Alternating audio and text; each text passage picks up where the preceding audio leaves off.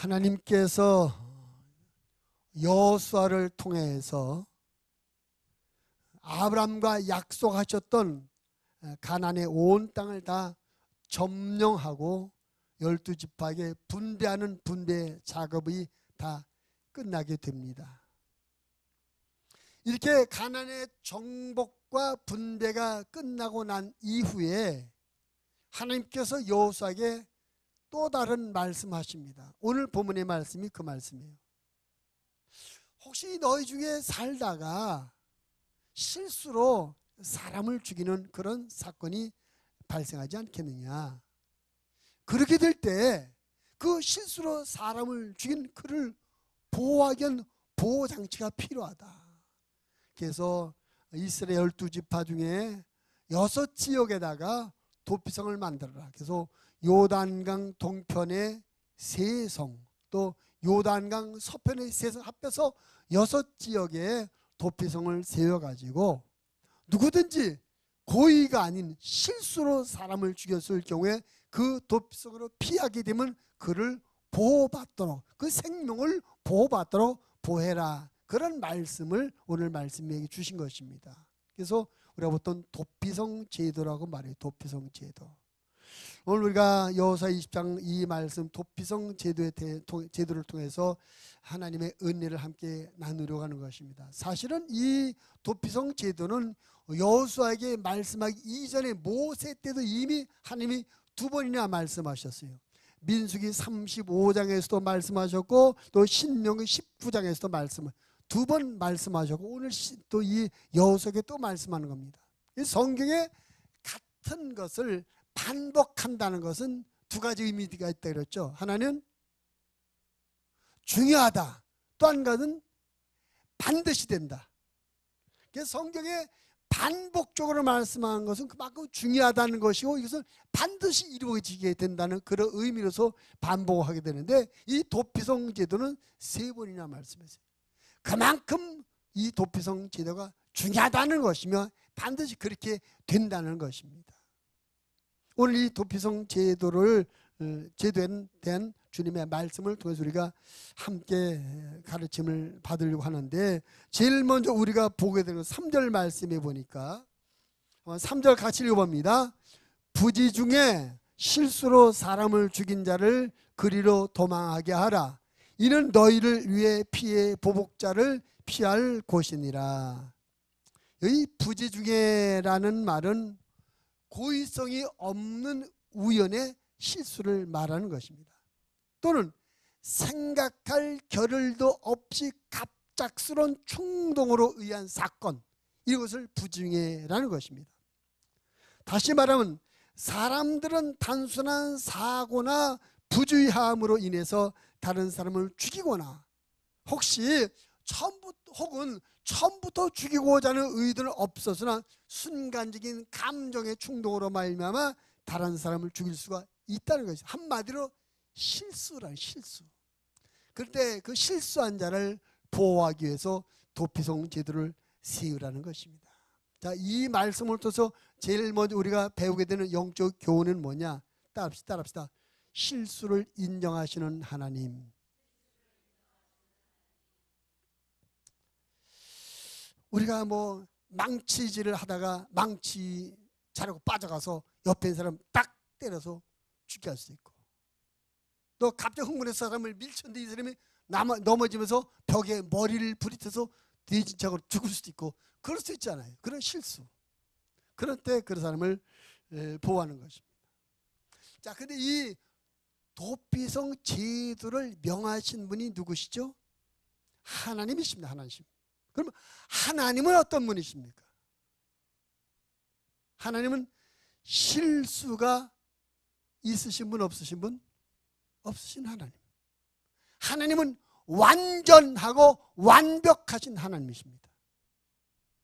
근데 아주 아이러니하게도 완전하고 완벽하신 하나님께서 사람들의 실수를 인정하신다는 거예요.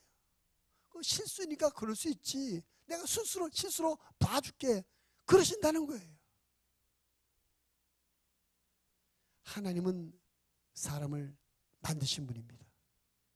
하나님께서 나와 여러분을 만드셨기 때문에 나와 여러분이 실수가 없는 완전한 존재가 아니라는 걸 너무나 잘 아시는 것이죠.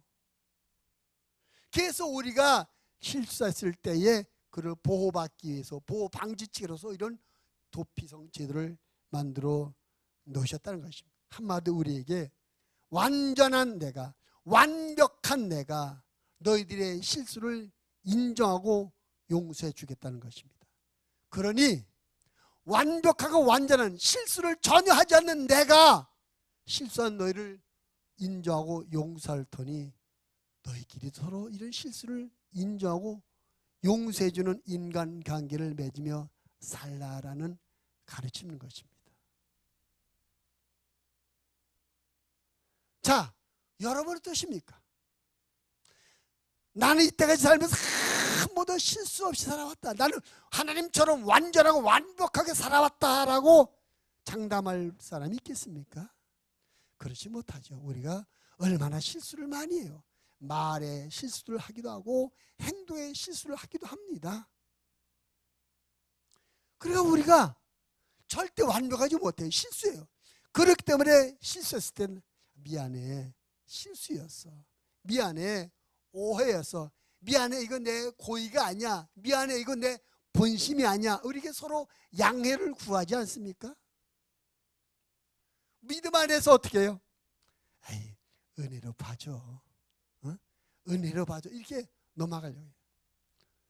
그런 경우 우리가 은혜로 봐줘야 됩니다. 실수를 인정하. 그래, 우리는 뭐 완벽하지 못하니까 실수할 수밖에 없는 사람이니까 인정해야 된다는 거예요. 성경 말씀에 보면 하나님께서 쓰신 위대한 믿음의 사람들도 다 실수가 있더라고요. 완벽하지 못했더라고요. 다윗 왕이 얼마나 멋진 왕입니까? 다윗 왕이 얼마나 믿음의 사람입니까? 그런 믿음의 사람이었던 다윗도 실수가 있더라고요. 남의 여자를 건드렸어요. 남의 여자를 뺏었어요. 하나님이 너 이래서 안 돼. 그를 죽여버리지 않았습니다. 왕 안 돼. 왕의 자리에서 그 이유 때문에 왕의 자리에서 몰아내지 않으셨어요. 다윗이 그렇게 실수했습니다. 남의 여자를 빼앗고 그걸 빼앗는 과정에 그 남편을 죽인 이런 일들이 있었음에도 불구하고 하나님께서 인정하셨다는 것입니다. 여러분, 완벽하신 하나님께서 우리의 실수를 인정하며 용서하신다면 우리는 서로서로의 실수를 인정하고 용서해 주는 이런 자세를 가져야 될 줄로 믿습니다. 먼저는 자기 자신의 실수를 하나님 앞에 인정해야 돼요. 여러분, 미안합니다. 완벽하려고 하지 마십시오. 완벽할 수 없어요. 근데 우리가 하나님이 아닌데 하나님만 완전하신 분이십니다. 하나님만 실수가 없이는 완벽하신 분입니다. 하나님에 의해서 만들어진 피조물이 우리들은 완전하지 못해요. 완벽할 수 없어. 하나님도 아셔요. 하나님도 우리가 완벽하지 못한 존재인 걸 아십니다. 그런데 문제는 내가 나의 실수를 인정하지 못한, 내가 완벽하지 못한 존재인 걸 인정하지 않으려고 해요. 자꾸 완벽하려다 보니까 더 큰 실수를 범하게 되고 완벽하려다 보니까 하나님의 뜻에 어긋나는 경우가 있어요. 우리는 절대적으로 완전하지 못합니다. 우리가 완전하지 못한 존재이기 때문에 우리를 완전케 하시는 예수님의 은혜가 필요한 것입니다. 우리가 완벽하게 살 수 없기 때문에 우리의 부족한 부분을 채워주실 보혜사 성령님의 도움이 필요한 것입니다. 그래서 여러분 스스로 완전하고 완벽하게 살려는 잘못된 생각과 고집을 내려놓으시고, 내가 부족하다, 나는 실수가 많다, 나는 잘못을 할 수밖에 없다, 그렇기 때문에 나는 예수님이 필요하다. 그래서 예수님을 의지해 사시는, 성령의 도움을 의지해 사시는 저와 여러분이 되어지기를 주님의 이름으로 부탁을 드립니다. 그래요. 스스로 완벽하려고 하지 마시고 주님을 의지해서 사시기를 바랍니다. 이렇게 내 자신이 완벽하려고 하지 말고 성령님을 의지해 살아야 될 뿐만 아니라 또 상대적으로 다른 사람의 실수도 인정하고 용서해주는 너그러운 마음이 우리에게 필요하다는 것입니다. 우리가 보통 내가 잘못한 실수는 미안해, 실수를 그랬어, 은혜로 넘어가 말하면서 다른 사람이 잘못한 실수는 용서를 못하는, 다른 사람에게 완벽을 요구하는 이런 잘못된 생각들이 우리에게 있다고 하는 것이죠. 앞에서 말씀한 것처럼 다윗 같은 믿음의 어른도 실수가 많은데, 아니 다윗만 실수가 있었습니까? 아브라함이 실수가 없었나요? 아브라함도 실수 있었어요. 자기 부인을 동생이라고 두 번이나 거짓말했어요. 그래 실수한 사람입니다. 바울의 실수 없었습니까? 바울도 실수가 있었어요. 바울과 바나바 1차 전도여행 끝나고 2차 전도여행 때 왜 갈라집니까? 마가 요한 때문에 갈라지잖아요. 그 요한이 잘못한 걸 용서하지 못하고 끝까지 고집하고 바나바가 싸우고 해줬어요. 완전하지 못하는 것입니다. 이렇게 아브라함 같은 믿음의 조상, 다윗 같은 하나님의 일꾼, 이게 바울처럼 훌륭한 하나님의 사람들 다 완벽하지 못하고 실수가 있는 사람이었는데, 우리가 서로 상대방에게 완벽을 요구한다는 것은 너무나 잘못된 기대라는 것입니다. 그래서 우리가 그럴 수밖에 없어. 사람이란 원래 그런 거야. 사람이란 원래 실수하고 잘못할 수밖에 없어 라고 다른 사람의 실수를 인정하고 용납할 수 있는 크고 넓은 마음을 우리가 가지고 살아야 될 줄로 믿습니다. 아멘. 그래서 우리가 다른 사람의 실수를 붙잡고 지적하고 돌 던지고 이것을 심판하려고 들지 말고 오히려 너 그렇게 용서하시고 하나님 앞에 그분을 위해서 기도해 주는 그런 우리의 영성이 되어지길 바랍니다. 옛날에, 아주 옛날에 40여 년 전에 이제 대전보호길을 건축할 그 당시에요. 그게 집사했던 나중에 후에 목사님이 되신 그분이 이제 그때 늘 기도 많이 하다가 은혜 많이 받은 분인데, 그 성전 건축을 하는데 그때만 철회하면서 성전 건축을 하고 있었는데, 성도들이 동원돼서 하는 꿈을 꾸는데 그 김신호 목사님이 돼지로 보여요. 돼지로. 그래서 나는 몰랐는데 우리 김 목사님이 돼지처럼 욕심이 많으시구나 그랬더니, 그러면서 그 뒤부터 목사님에 대한 존경, 목사님에 대한 신뢰감이 점점 떨어지면 괜히 시험돼서 점점 떨어져 나오더래. 그리고 얼마 있다 어떻게 하다가 그 건축하는 그 현장에 가다가 잘못 지려서 잘못 밟아가지고 그 못이 발에 꽉 찔린 거예요. 머리, 본인의 못이 발에 못이 찔려가지고, 그 못이 찔렸으니 얼마나 아프겠어요. 근데 아파서 고생하는 중에 또 한번 기도하는데 하나님께서 그런 깨달음을 주세요. 야 이놈아, 내가 목사님을 돼지로 본 것은 그를 돼지라고 욕하라고 비방하라고 그를 신뢰하지 못하라고 보여준 것이 아니라 그 목사님에서 기도하라고 보여준 것이야. 근데 너는 기도하지 못하고 비난해서 계속 발질렸다. 그런 깨달음이 어디래요? 그런 깨달음. 여러분 혹시 다른 사람의 약점이나 실수가 여러분 눈에 보이거들랑 비판하고 돌 던지지 마시고, 하나님께서 나에게 그분이 그런 약점이 있으니, 그분이 그런 부족한 부분이 있으니 나보고 대신 기도해 주라고 나에게 알려주셨구나 깨닫고 기도해 주는 저와 여러분의 믿음이 되어지기를 바랍니다. 아멘. 그래요. 우리 중에 완전한 사람 어디 있습니까? 실수와 약점이 없는 사람이 어디 있습니까? 다 실수하고 잘못합니다. 내가 내 자신을 완벽하지 못한 존재로 인정하고 주님을 의지해 살아갈 뿐만 아니라 다른 사람의 실수 약점을 볼 때 비방하거나 욕하기보다 오히려 용서하고 위에서 기도해 주는 그런 저와 여러분의 믿음이 되어지기를 바랍니다. 오늘 하나님께서 도피성 제도를 세우십니다. 완벽하신 하나님께서 당신의 완벽대로 살라고 요구하지 않으셨습니다. 우리의 연약함을 인정하신 것입니다.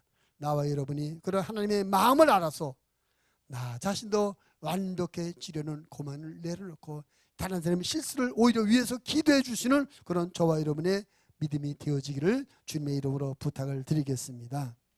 두 번째로 오늘 말씀이 우리에게 주는 교훈이 있어요. 그건 뭐냐면니까 자 3절 다시 보니까 부지 중에 실수로 사람을 죽인 자를 그리로 어떻게 하라? 도망하게 하라. 그 말은 뭡니까? 그 성으로 들어가게 하라는 거죠. 4절 말씀에 보니까 이 성읍들 중에 하나에 도피하는 자는 그 성읍에 들어가는 문어기에 서서 그 성읍의 장로들의 귀에 자기의 사건을 말할 것이요 그들을 그를 성읍에 받아들여 한 곳을 줘 자기들 중에 거주하게 하라. 자, 여기서 아주 중요한 부분이 있습니다. 이제 이스라엘 전체 이스라엘 중에 6지역에 도피성을 세웠어요. 그리고 자기가 죄를 실수로 사람을 줬어요. 거기서 가장 가까운 도피성으로 피합니다. 근데 성경학자들은 그 거의 반경 48km 안에 이 지리적으로 볼 때 반경 48km 안에 도피성이 있게 만들었고 도피성에 가는 길을 잘 닦아놨다는 겁니다.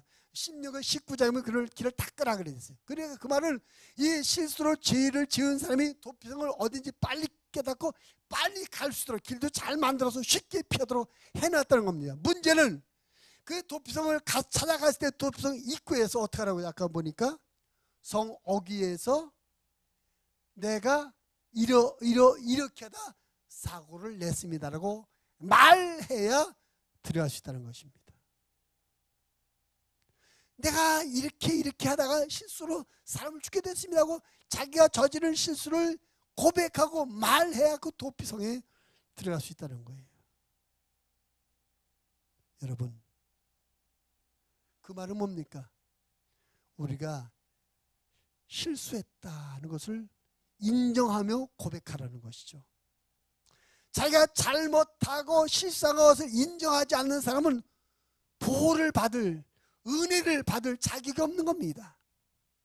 내가 실수하고 잘못한 것을 고백하고 인정해야 구원, 보호받고 은혜 받을 자격이 있다는 거예요. 그리고 이 도피성에 들어갔을 때 그 도피성에서 그들을 보호해주게 되는 것입니다. 성경 말씀에 보면 이 도피성과 비슷한 역할을 하는 것이 있었어요. 그게 뭐냐면 노아 홍수 때 방주에서 방주. 그 방주 안에 사람들이 들어가면 다 살았습니다. 8명이 들어가 살았어요. 그 방주 안에 있을 때 아무리 이 온 세상에 다 하나님의 송수를 심판했어도 방주 안에 있는 사람들은 다 보호를 받았습니다. 근데 방주에 들어갈 때 하나님께서 노아에게 정결한 짐승 7쌍, 부정한 짐승 1쌍씩을 다 구별하고 성별해서 들여보냈습니다. 그럼 뭡니까? 이 방주 안에 들어가는 동물들의 성향, 이건 부정한 짐승이다, 이것은 정결한 짐승이다, 이 성을 분별해서 하나님이 보내셨다는 겁니다. 이 도피성은 영적으로는 예수님이 우리의 죄인된 우리의 도피성이십니다. 이 방주 안에 들어가야 보호를 받을 수 있고 이 도피성 안에 들어가야 보호를 받을 수 있었던 것처럼 죄인된 우리들은 예수 그리스도 안에 들어가야 보호를 받을 수가 있는 것입니다. 근데 우리가 도피성이신 예수님 안에 들어갈 때 꼭 필요한 것이 우리가 누구인지 구분을 받아야 돼요. 그 구분이 뭡니까? 우리가 이렇게 잘못했습니다, 우리가 이렇게 실수했습니다, 우리를 고백하고 시인해야 된다는 것이죠. 여러분, 우리가 예수님을 믿을 때 제일 중요한 게 뭡니까? 내가 죄인 것을 인정하고 회개하는 것 중요하지 않습니까? 내가 죄인 것을 인정하고 회개해야, 그래야 예수님을 영접할 수 있어요. 죄인인 것을 인정하지 않고는 예수님 영접할 수 없습니다. 죄인인 것을 인정해야 돼요. 오늘 이 도피성에 들 때 성문에서, 입구에서, 어귀에서 자기가 이 저지른 실수를 참 말하고 고백하고 인정받아야 그 도피성 안에 들어서 보호를 받을 수가 있었던 것입니다. 그래서 우리가 예수 믿을 때 제일 중요한 거 회개하는 거죠. 내가 죄인으로 태어났습니다. 죄를 지면서 살았습니다. 죄를 인정해야 돼요. 그리고 이 내 죄를 위해서 예수님께서 십자가에 죽은 것을 믿습니다. 그 예수님을 나의 구주로 영접합니다. 이런 믿음의 고백이 필요한 것입니다. 그리고 또 중요한 것은 그 다음의 말씀에 보면 6절 말씀에 보니까 6절도 같이 읽어볼까요? 시죠? 그 살인자는 회중 앞에 서서 재판을 받기까지 또는 그 당시 대제사장이 죽기까지 그 성읍에 거주하다가 그 후에 그 살인자는 그 성읍고 자기가 도망하여 나온 자기 성읍 자기 집으로 돌아갈지니라 하라 하시니라. 이게 무슨 말입니까? 도피성에 들어간 다음에 어떤 정상적인 재판 절차를 통해서 이 사람은 무죄다, 즉 고의로 죽인 것이 아니라 실수를 했기 때문에 이것은 살인죄를 적용할 수 없다, 이 사람은 무죄다고 완전히 무죄가 판결나는 그때까지 그 도피성 안에 있어야 된다는 겁니다. 근데 그 무죄다고 재판 판결이 나기 전에 급한 일이 있다고, 중요한 일이 있다고 도피성을 빠져나와 자기를 볼 일을 보러 가게 되면 보호를 받지 못한다는 거죠. 그 이야기가 저 뒤에 이제 민수기 35장에서도 하나님께서 이 도피성죄들 말씀할 때 민수기 35장 그 부분 약간 좀 자세히 설명되어 있어요. 민수기 35장 26절 27절 말씀에 보면 이렇게 되어 있습니다. 그러나 살인자가 어느 때든지 그 피하였던 도피성 지경 밖에 나가면 피를 보복하는 자가 도피성 지경 밖에서 그 살인자를 만나 죽일지라도 피 흘린 죄가 없나니 이는 살인자가 대제사장이 죽기까지 그 도피성에 머물러야 할 것입니다.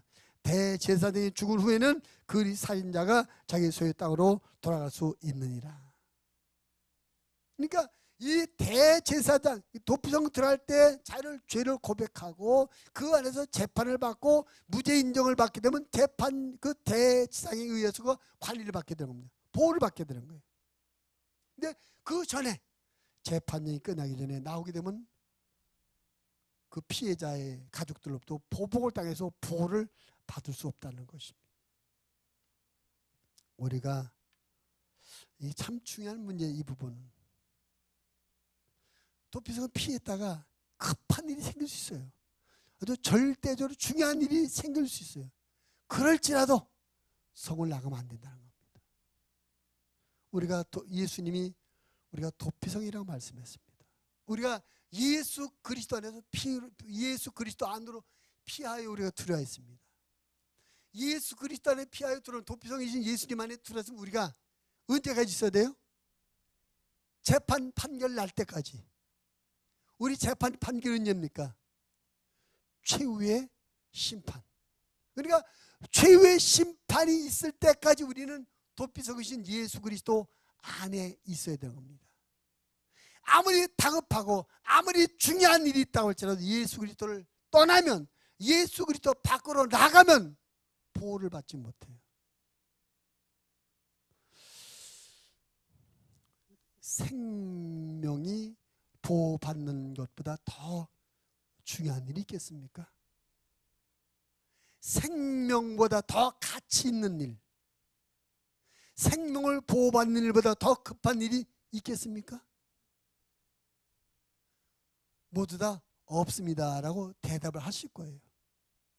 우리가 말로는, 우리 이성적 판단으로는 그렇지, 생명보다 급한, 생명을 보호받는 일보다 급한 일이 어디 있어? 생명보다 더 중요한 일이 어디 있어? 이성적으로 그렇게 하고 있는데 우리 실제 생활은 또 생명보다 더 급하고 생명보다 더 중요한 일이 있는 것처럼 살아가요.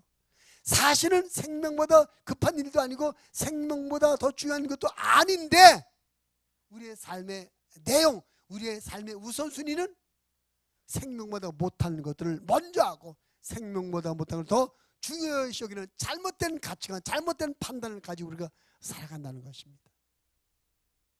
목숨 걸고 해봤는데 사실 별일이 아닌데 목숨 걸어요. 자존심 때문에 목숨 걸고 욕심 때문에 목숨 걸고 세상 헛된 허황된 꿈과 이런 야망 때문에 목숨을 걸어. 목숨보다 중요한 게 아니거든요. 우리 믿음 생활도 그렇게 하고 있지 않습니까? 우리가 예수 그리스도는 우리가 영원히 보호를 받아야 되는데 그 어떤 이유로도 예수 그리스도를 떠날 이유가 한 가지 없을 터인데 실제적인 현상들을 보면 이런저런 이유로 도피성이신 예수 그리스도 안에 있다가 예수 그리스도를 떠나는 분들이 계시잖아요. 다 나름대로 이유가 있어요. 뭐 중요하다고, 믿음보다 중요하다고, 구원보다 중요하다고 생각해요. 말로는 구원이 최고지, 생명이 최고지 말하면서 실제의 행동은 그렇지 않다 이것입니다. 우리들도 마찬가지죠. 여러분은 신앙생활이 신앙생활의 절대적 우선순위, 절대적 가치를 부여하시고 신앙생활을 하시는지 한번 생각해 보시길 바랍니다. 우리는 가끔 도피성이신 예수님을 떠나는, 예수님 밖으로 나가는 일이 없는지 한번 생각해 보시기 바랍니다. 문득 별일 아닌, 사실은 별일 아닌 일인데 대단히 중요한 것처럼 착각해서 예수님 밖으로 떠나가요. 그렇게 급한 일이 아닌데 대단히 급한 것처럼 오해하고 착각해서 예수 그리스도를 밖으로 떠나갈 때가 있습니다. 도피성 밖으로 나가면 안 되는데 머물러 있어요. 심판이 끝날 때까지, 재판이 끝날 때까지 머물러 있어야 되는데 떠나게 돼요. 오늘 다시 한번 이 말씀을 보면서 나와 여러분이 우리 영원한 도피성 대신 예수 그리스도 안에서 늘 하나님의 최후의 심판이 끝날 때까지 늘 머물러 거하는 저와 여러분의 믿음이 되시기를 바랍니다. 다시 한번 말씀드려요. 생명보다 귀한 것 없습니다. 생명을 보호받는 것보다 급한 일 없습니다. 근데 가끔 우리의 삶의 현실적인 문제들이 생명보다 더 귀하게 여겨지고 생명을 보호받는 것보다도 급하게 여겨져서 착각해서 자꾸 예수 그리스도 밖으로 떠나려는 그런 마음이 들 때가 있습니다. 그때마다 오늘 도피성을 만드신 하나님의 뜻을 깨닫고 그 안에 끝까지 하나님의 재판이 끝날 때까지 한 발짝도 나가지 마시고 그 안에서 보호를 받게 되길 바랍니다. 근데 사실은 쉬운 일이 아니죠. 도피성 안에 있으니까 제한된 지역 안에 있으니까 얼마나 답답해요. 그 성 밖에서 해야 될 일이 생길 수 있어요. 성 밖에서 무슨 일을 해야 될 수도 있고 사람을 만날 일이 생길 수도 있습니다. 그럴지라도 도피성 안에 있어야 되는 것입니다. 아까 도피성을 우리가 노아의 방주와 비교를 했는데 여러분 방주 안에 있는 것 얼마나 불편하겠어요. 방주 안에 뭐 온갖 짐승들이 오줌통 싸니까 냄새도 진동할 것이며 울고 싸우고 시끄러울 것이며 좁은 공간에 얼마나 공기도 안 좋고 얼마나 답답하겠어요. 그렇다고 그 문을 열고 방주 문을 열고 나가면 어떻게 해요? 죽는 건 아닙니까? 나가면 죽는 거예요. 그 홍수 심판이 완전히 끝날 때까지 하나님께서 나와라 할 때까지는 그 힘들고 불편하고 어려워도 그 안에 있어야 되는 것입니다. 마찬가지입니다. 신앙생활이란 우리가 도피성이신 예수 그리스도 안에 있는 것입니다. 도피성 밖으로 나가야 될 이유가 자꾸 생각나요. 그때마다 오늘 도피성 제도를 말씀하신 하나님의 의도를 깨달아서 그래 도피성을 나갈 이유가 없다. 예수 그리스도를 떠나갈 이유가 없다. 이런 확실한 믿음을 가고 끝까지 그 자리 도피성인 예수 그리스도 안에서 그 자리를 각각 지키시는 저와 여러분 되시기를 주님의 이름으로 부탁을 드립니다. 마지막 이 도피성 이야기가 우리에게 주는 세 번째 교훈이 있습니다.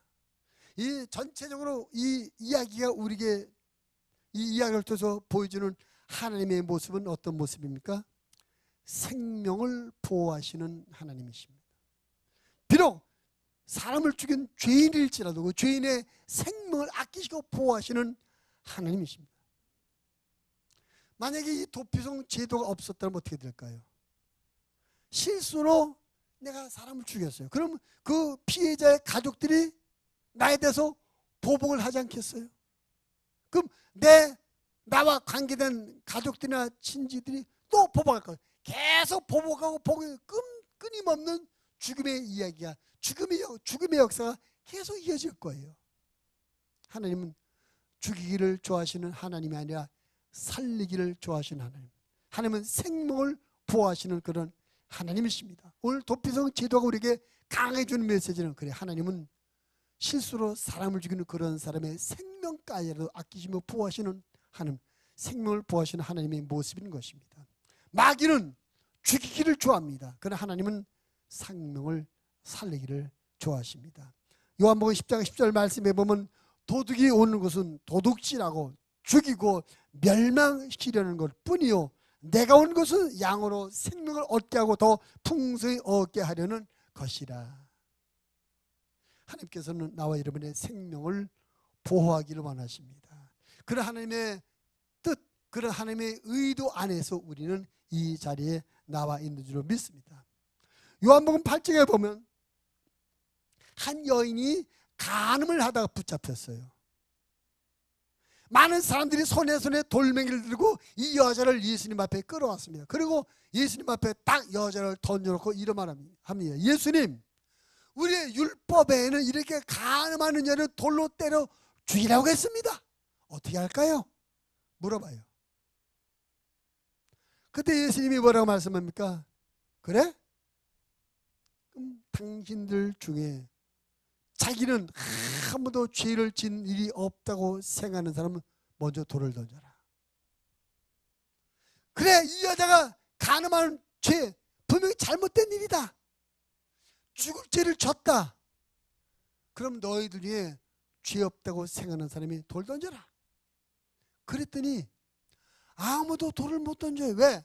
생각해보니까 자기들도 들키지만 않았을 뿐이지만, 드러나지 않았을 뿐이지 자기들도 나름대로 다 죄가 있었다는 것이죠. 예수님이 그 말씀의 목적은 뭡니까? 간음하여 죄를 진 여인을 생명을 보호하기 위해서 이렇게 말씀하신 것입니다.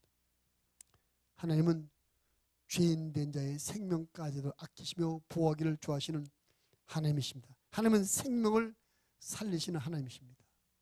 하나님께서 독생자 예수님을 이 땅에 보내셨습니다. 누구를 위해서 보내셨습니까? 하나님께서 독생자를 이 땅에 보내셔서 십자가 못 박아 피 흘려 죽게 하셨습니다. 도대체 누구를 위해서 일하신 것입니까? 누구를 위해서 예수님이 십자가에 못 박혀 피 흘려 죽으신 것입니까?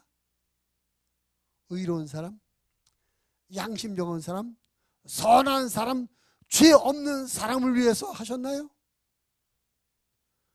죄인들을 위해서 하셨습니다. 하나님께서 예수 그리스도를 십자가에 못 박혀 죽게 하시면서 살리기 원했던 그 대상자는 누구냐? 은이 아니라 죄인들이라고요.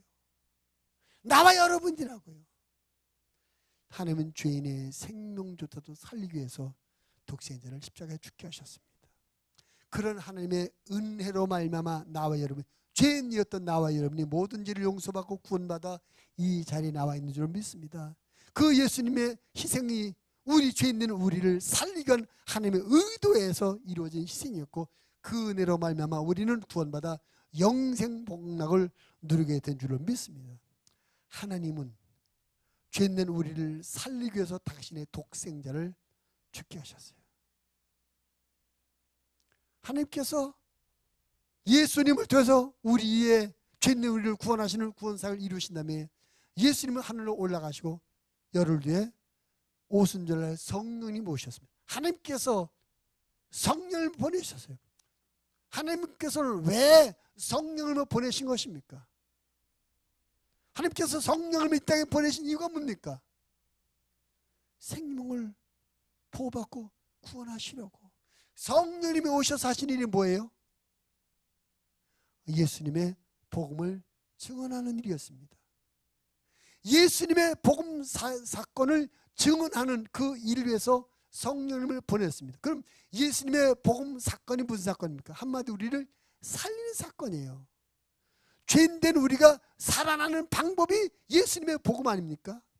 그것을 전하고 그것을 알리고 그것을 깨우쳐주는 일을 누가 하셔요? 성령님 하시는 겁니다. 그거로 오셨어요. 바울은 이 부분을 로마서 8장 1절에 2절에서 이렇게 설명합니다.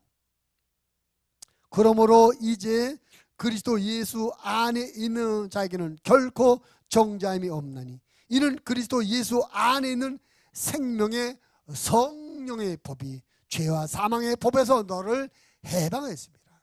그러니까 그리스도 예수 안에 있는 생명의 성령의 법이 그냥 생명의 법이 아니고 생명의 성령의 법이, 그 성령의 법은 뭡니까? 우리를 살리는 생명법이란 겁니다.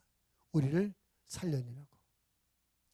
하나님께서 예수님을 보내신 것도 죄 있는 나를 생명을 살리게 하신 것이고, 하나님께서 성령님을 보내신 것도 죄 있는 나와 여러분 생명을 살리기 위해서 보내신 줄로 믿으시기를 바랍니다. 또 하나님께서 우리에게 말씀을 주셔요. 하나님께서 이런저런 말씀을 주십니다. 도대체 하나님께서 왜 우리에게 말씀하시는 겁니까? 하나님께서 우리에게 말씀을 주시는 목적이 뭡니까? 우리를 괴롭히고 우리를 통제하기 위해서 말씀을 주시는 것입니까? 하나님께서 우리에게 말씀을 주시는 목적도 우리를 살리기 위함이신지로 믿으시기를 바랍니다. 여러분, 하나님의 말씀을 오해하지 마십시오. 하나님의 말씀이 여러분을 귀찮게 하고 여러분을 괴롭히려고 말씀 주신 것이 아닙니다. 하나님의 말씀이 우리를 통제하고 우리를 억압하기 위해서 말씀 주신 것이 아니에요. 우리를 살리시기 위해서, 우리 생명을 보존하기 위해서 말씀을 주신 것을 믿으시기를 바랍니다. 예수님이 이렇게 말씀하십니다. 요한복음 12장 49절 50절. 내가 내 자의로 말한 것이 아니요 나를 보내신 아버지께서 내가 말할 것과 이룰 것을 친히 명령하여 주셨으니 나는 그의 명령이 영생인 줄 아노라. 그러므로 내가 이르는 것은 내 아버지께서 내게 말씀하신 그대로니라 하시니라. 무슨 말씀입니까? 예수님은 내가 하는 말은 내 임의대로 하는 말이 아니라 하나님이 주시는 말씀을 한 것이다. 근데 하나님이 주는 그 모든 말씀은 영생이다. 하나님의 말씀이 영생이라는 것입니다. 그래서 우리에게 말씀을 주시는 것은 우리에게 영생을 주시는 것입니다. 하나님의 말씀 우리를 살리는 말씀입니다. 하나님의 말씀 우리를 영생하게 하시는 말씀입니다. 하나님의 말씀을 오해하면 안 돼요. 하나님의 말씀이 나를 괴롭게 한다, 억압한다, 통제한다, 귀찮게 한다. 아니에요. 우리를 살리려고. 여러분, 하나님께서 우리에게 뭐 예를 들자면 거짓말하지 말라, 도덕질하지 말라, 욕심 부리지 말라 십계명이 있어요. 그 십계명 왜 하신 겁니까? 우리를 살리려고. 여러분, 하나님의 이 전체 말씀의 가장 핵심의 말씀이 뭡니까? 주 예수를 믿으라는 것 아닙니까? 하나님이 말씀을 통해서 우리에게 주 예수님을 믿으라는 거예요. 왜 믿으라는 겁니까? 하나님의 말씀이 우리에게 예수님을 믿으라는 목적이 뭡니까? 우리를 힘들게 하려고, 우리를 살리려고. 할렐루야. 우리를 살리려고 예수님 믿으라는 거예요. 여러분, 예수 믿는 것이 여러분 주님이 살린 생명을 받아들이는 것, 생명을 누리는 것이 예수 믿는 것입니다. 절대 여러분 예수 믿는 것이 여러분을 억압하고 여러분을 힘들게 하고 여러분 어떤 옥죄이기 위해서 예수 믿는 것이 아닙니다. 여러분을 생명을 살리려고 우리에게 예수님 믿으라고 말씀하신 거예요. 우리가 성경에 있는 모든 말씀, 지난주에 우리가 항상 기뻐하라, 쉬지 말고 기도하라, 범사에 감사하라, 이 말씀은 왜 한 겁니까? 한마디로 우리를 살리려고. 우리를 살리려고. 왜 원수를 위해서 축복하고 기도하는 겁니까? 우리를 살리려고. 왜 땅까지 복음을 전하는 겁니까? 생명을 살리려고. 하나님의 모든 말씀, 우리를 생명을 살리며 우리를 보호하기 위함인 말씀인 줄로 믿으시기 바랍니다. 이처럼 하나님은 예수님을 주신 것도, 성령을 보내신 것도, 우리에게 말씀하시는 것도 우리의 생명을 살리고 우리 생명을 보호하기 위해서 하시는 걸 믿으시기를 바랍니다. 이처럼 하나님께서는 우리를 살리시는 분입니다. 오늘 우리가 살아있는 것, 하나님의 이 은혜로 말미암아 우리가 살아있는 것을 믿으시기를 바랍니다. 내가 하나님으로 말미암아 생명을 보호받고 있다면 이 생명을 소중히 여기며 사랑하며 살아가야 될 줄을 믿습니다. 하나님께서 살려주신 생명을 무시하면 안 돼요. 하나님께서 살려준 생명을 함부로 하면 안 됩니다. 하나님께서 여러분의 생명을 하나님께서 살려준 생명이니 그 생명을 귀하게 여기며 그 생명을 소중히 여기며 그 생명을 사랑하며 사시기를 바랍니다. 뿐만 아니라 우리는 하나님께서 생명을 보호하며 살리기를 원하시는 그런 뜻을 갖고 계시다. 우리도 그 하나님의 마음을 이해하여 생명을 살리고 생명을 보호하는 일에 우리가 적극적으로 참여하고 함께하는 그런 믿음의 자세를 가져야 될 줄 믿습니다. 복음을 전하고 선교사를 파송하고 그 일들에서 기도하고 헌신하는 목적이 뭡니까? 생명을 살리게 합니다. 생명을 살리는 하나님의 일에 함께하기 위해서 하는 것입니다. 교회와 성도는 그 일을 위해서 존재하는 거예요. 하나님은 생명을 살리며 부활하시는 하나님이십니다. 우리가 그 은혜로 생명을 살림을 받았고 우리가 그 은혜로 생명을 살리는 일에 함께하는 삶을 살아가고 있는 것을 믿으시길 바랍니다. 여러분 하나님께서 살려준 생명을 잘 누리시길 바랍니다. 하나님께서 살려주는 그 생명으로 또 다른 생명을 살리는 일에 쓰임받는 삶이 되시기를 주님의 이름으로 부탁을 드리겠습니다. 오늘 도피성 제도의 말씀을 정리해 봅니다. 하나님은 완전하고 완벽하신 분이지만 그의 피조물 우리는 절대 완전하지도 완벽하지도 못합니다. 부족합니다. 실수와 잘못이 많이 있습니다. 그러므로 스스로 완벽하려고 헛된 수고하지 마시고 예수님을 의지하시고 성령님 의지해서 부족한 부분을 채워가는 그런 저와 여러분의 믿음이 되시고 또 다른 사람의 완벽을 요구하지 마시고 다른 사람의 실수를 인정하기 위해서 기도해 주는 너그러운 마음을 갖고 신앙생활을 할 수 있게 되기를 바랍니다. 하나님께서 도피성 안에 있는 자만 보호하셨습니다.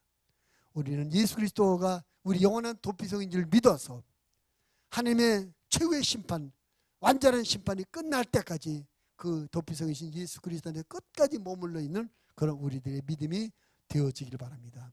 도피성 밖으로 우리를 불러내는 많은 유혹들이 있습니다. 도피성 밖으로 우리를 불러내는 많은 일들이 있으며 거기에 속지 마시고 끝까지 도피성이신 예수 그리스도님 안에 머물러 있는 저와 여러분 되어지길 바랍니다. 마지막으로 하나님은 생명을 살리시며 부하신 하나님입니다. 그 은혜로 말미암아 우리가 생명의 살림을 받았어요. 하나님의 은혜로 살림받은 우리의 생명을 소중히 여기며 살아날 뿐만 아니라 이 생명을 또 다른 생명을 살리는 일에 적극적으로 헌신하고 동참하는 그런 삶을 살아가는 우리 모든 목양의 가족들이 다 되시기를 주님의 이름으로 축원을 드립니다.